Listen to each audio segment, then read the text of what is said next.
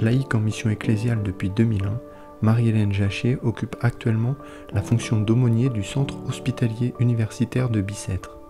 Elle témoigne de son action à l'hôpital, plus particulièrement au sein du service de réanimation pédiatrique. Je suis souvent appelée pour des baptêmes en urgence.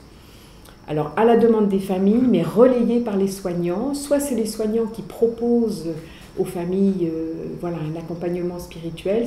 Ils demandent s'ils sont de confession catholique, musulmane, et en disant qu'ici il y a des aumôniers, que les gens peuvent venir. Et souvent les familles là, font le pas. C'est vrai que pour elles, moi elles me l'ont dit, ça leur permet, depuis la naissance, leur enfant est hospitalisé. Elles n'ont jamais pu poser un acte envers leur enfant. Et finalement, de demander le baptême, c'est leur choix. Et ce n'est que leur choix. Et ils sont quand même apaisés que ça puisse se faire au sein de l'hôpital. Une fois, je me souviens d'une maman qui n'arrivait pas à s'approcher du berceau et qui me disait « mais je ne veux pas m'attacher à ma fille parce que je sais qu'elle va mourir ». J'ai eu du mal parce que c'est vrai, en même temps on peut le comprendre, sa fille était née la veille et bon voilà.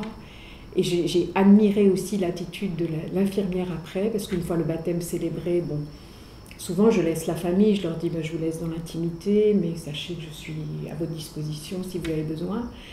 Et là, la famille, enfin la maman est sortie avant moi et je suis restée, l'infirmière était là et elle s'est approchée de l'enfant, elle lui tenait la main et elle m'a dit de toute façon, je ne veux pas que cet enfant parte seul, je serai là jusqu'à la fin. Et je me suis dit, mais quelle humanité, voilà, enfin, je me suis dit, bon, les gens n'appellent pas ça la présence de Dieu peut-être, mais je me dis, voilà, Dieu est là quoi.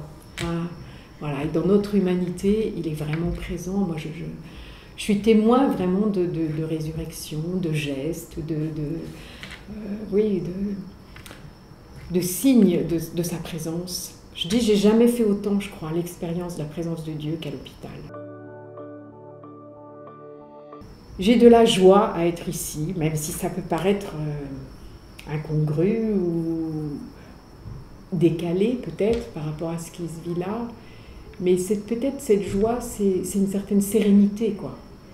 Sérénité qui est pour moi liée à l'Évangile.